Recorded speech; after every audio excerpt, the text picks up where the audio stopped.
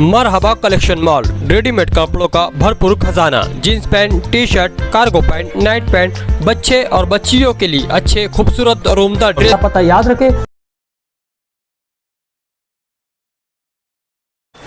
Election जब corporation का शुरू हुआ, हमें उस वक्त ही ये बात समझ में आ गई थी कि कारपोरेशन में बीजेपी या शिवसेना शिंदे ग्रुप का मेयर बनाने की तैयारी चल रही है। और आप लोग देखेंगे तो हमारा जो प्रचार चला उसमें हमने ये बात हर वक्त बोली कि कुछ लोग भगवा झंडा लहराना चाहते हैं और जिस तरह की मुसीबत शहर पर है, ऐसे वक्त में वहाँ पर हमारा रहना क्यों ज़रूरी है कि हम कारपोरेशन को ढाल बनाकर रखें और फिरका परस्तों से उसको बचाया जाए। और जब मेयर का सही मानों में तो मेयर इलेक्शन होता है, मगर उसे गेम नाम दिया गया है, गेम, कि कभी भी कुछ भी हो सकता, यानी गेम बोले तो एक जुआ जैसी बात है। लेकिन जिस एतमाद और भरोसे के साथ मालेगांव शहरियान ने मालेगांव सेकुलर फ्रंट को तादाद दी थी 40 की, वो तादाद इतनी काफ़ी थी कि हमें बिला झिझक मालेगांव सेंट्रल की पार्टियों ने हिमायत देना चाहिए। मैं एजाज बेग का शुक्रिया अदा करता हूं कि जिन्होंने हमें हिमायत दी, मगर 21 अदद की पार्टी जिसके दरवाजे पर 40 कारपोरेटर्स की पार्टी के जिम्मेदारान गए और बार बार बोला गया कि आप बैठकर बात करिए। मगर ये भी बड़ा कमाल हुआ इस इलेक्शन में कि वो शिवसेना जिसको अपना मेयर बनाना है, अगर हमको हमारा मेयर बनाना था, 40 लोगों की तादाद होने के बाद भी हमने मुशौरत चौक तक गए, वहाँ पर उनसे बात की। मगर ये भी इस शहर ने देखा कि 18 कारपोरेटर की पार्टी के दरवाजे की चौखट पर 21 पार्टी के नंबर रखने वाले जिम्मेदार मौजूदा एमएलए मालेगांव की इज्जत और आबरू उस चौखट पर रखने चले गए। और उसमें क्या क्या हुआ वो वक्त के साथ बात बताई जाएंगी कि उससे एक रात पहले क्या हुआ और किस तरह से ये सारे मामलात है। मगर अल्लाह का बहुत बहुत शुक्र है कि आसिफ शेख साहब और हमने और हमारे साथ कुछ जिम्मेदारान ने जो कोशिश की, हमने महाराष्ट्र में पहला मुस्लिम मेयर और डिप्टी मेयर बनाया। नहीं तो 29 कारपोरेशन, यहाँ तक कि जहाँ मुस्लिम आबादी है, भिवंडी जैसी, औरंगाबाद जैसी, नांदेड़ जैसी कारपोरेशन में भी इस मर्तबा मुस्लिम या सेकुलर पार्टियों के मेयर नहीं बने। अगर मालेगांव शहर में भी सेकुलर पार्टी के मेयर नहीं बनते तो आप बताइए कि क़यादत कहाँ जाती। आप ये भी देखिए कि एमआईएम कारपोरेशन में बड़ी तामझाम से आई कि 125 सीट आई, मगर ये 125 सीट ऐसी जगह से आई, कहीं पर औरंगाबाद में, मालेगांव में, उसके बाद कहीं 5, कहीं 10, मगर ये 29 कारपोरेशन में एक भी कारपोरेशन के इक़्तिदार में हिस्सेदार नहीं है। तो ऐसी पार्टियों को पनपने देना जो मजहब के नाम से सियासत करते हैं और क़यादत की दावेदारी करते हैं, ये क़यादत ख़त्म कर रहे थे। और सिर्फ मालेगांव में मुस्लिम मेयर जो बनने की बात थी, वो क़यादत को भी ख़त्म करने की कोशिश एमआईएम पार्टी ने की।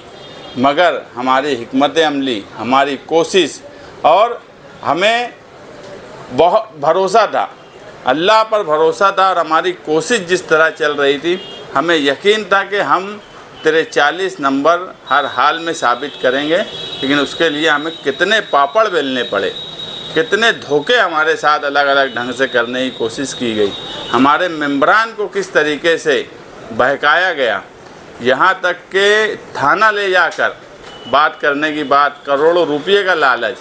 समाजवादी के हम 5 कारपोरेटर को दुबई से फ़ोन आए, बम्बई से फ़ोन आए, अलग अलग लोगों के फ़ोन आए और मालेगांव के भी कई लोग लगे थे कि हम किसी तरीके से आसिफ शेख साहब का साथ छोड़ के शिंदेगढ़ की तरफ चले जाएं। लेकिन हम एक उसूल के साथ, निहाल साहब का अपना एक उसूल रहा है ज़िंदगी का, और हम उस उसूल के साथ रहते हैं। हमने ये बोल दिया था कि चलो अगर नाकाम भी हुए, कोशिश करना काम है, अगर नाकाम भी हुए तो 40 के 40 सीट अपोजिशन में बैठेंगे, मगर किसी भी तरीके का समझौता फ़िरका परस्तों से या नदी के उस पार वालों से नहीं करेंगे।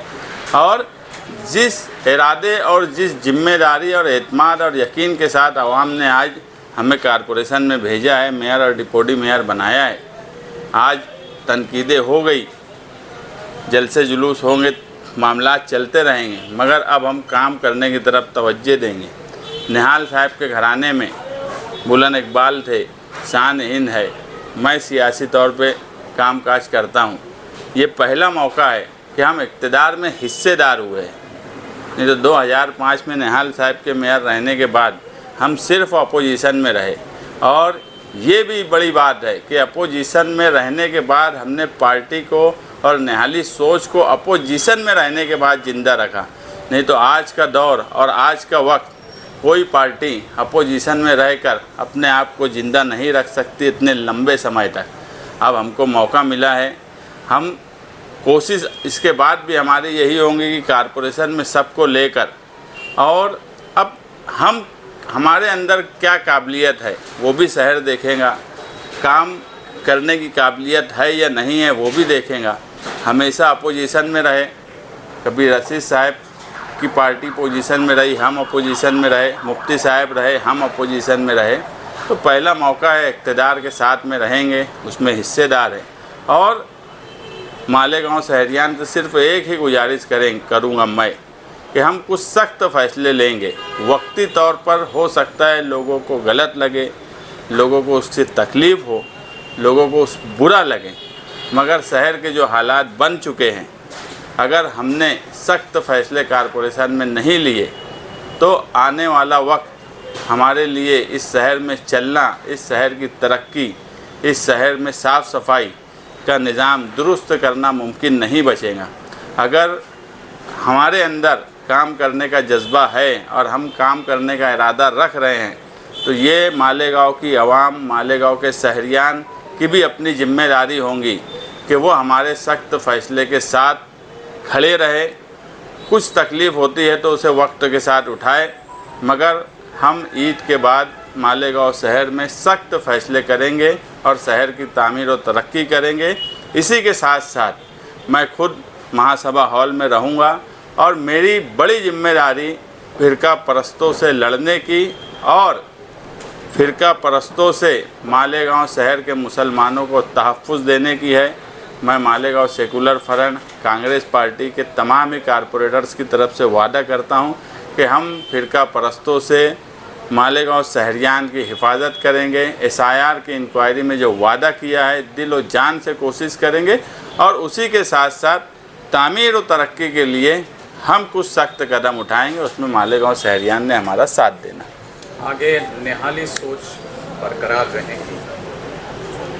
मैं बोला कि किसी भी सियासी पार्टी को आप देख लेंगे कि बगैर इक़्तिदार में रहे 20-22 साल तक सियासी तौर पर, इन आज के दौर में जिसमें सियासत में रुपये पैसे का बड़ा इस्तेमाल होने लगा है, सियासत में बड़े लीडरान की ज़रूरत पड़ती है, इक़्तिदार में हिस्सेदारी और प्रशासन पे कंट्रोल के लिए ज़रूरी होता है। ऐसे वक्त में अगर हमने अपोजिशन में रह के अपने आप को ज़िंदा रखा है तो इंशाअल्लाह हम आज हिस्सेदार हुए हैं, तो हम काम भी करेंगे और पार्टी को बड़ा भी करेंगे। और उसी के साथ निहाली सोच कल भी ज़िंदा थी और निहाली सोच आगे भी ज़िंदा रहेंगी। सख्त फैसले से मुराद कौन से ऐसे सख्त फैसले कुछ आपकी नज़र में है? नहीं, हम लोग आसिफ शेख साहब, मैं, एजाज बेग और कुछ ज़िम्मेदार और कुछ शहरियान भी, हम कई ऐसी कमेटियां भी इस मर्तबा बनाएंगे जो इससे पहले कारपोरेशन में नहीं बनी, जो कानूनी तौर पे बनाई जा सकती है। काम बांटेंगे, हम काम ओढ़ेंगे नहीं कि मैं ही सब काम करूँगा, हम काम बांटेंगे। और शहरियान जो दिलचस्पी रखते हैं, जो माशरे में समाजी तौर पे शहर को सुधारना चाहते हैं, ऐसे लोगों को भी हम कुछ कारपोरेशन की तरफ से जिम्मेदारी देंगे और सख्त फैसले हम करेंगे। अब आज ही सारी बातें बताना बराबर नहीं है, हमारा काम अब हम शुरू करेंगे। लेकिन इलेक्शन लड़ने से पहले मेरे जहन में ये बात था कि अगर हम इक़्तिदार में आए तो कुछ सख्त फैसले करने की इस शहर में ज़रूरत पड़ेगी।